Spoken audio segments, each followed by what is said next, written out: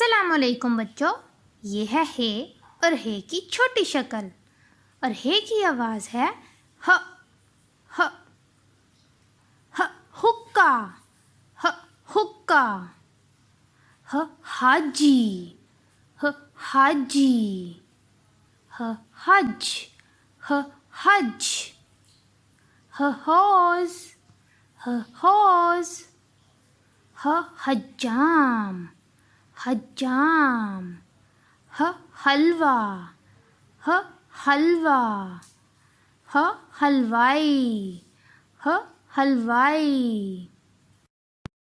اب دیکھتے ہیں کہ ہے کو لکھنا کیسے ہے۔ ہے ہمیشہ لائن کے اوپر سے سٹارٹ کریں گے۔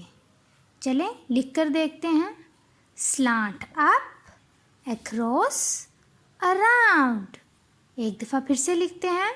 Slant up, across, around. Don't forget to subscribe the channel. Allah Hafiz.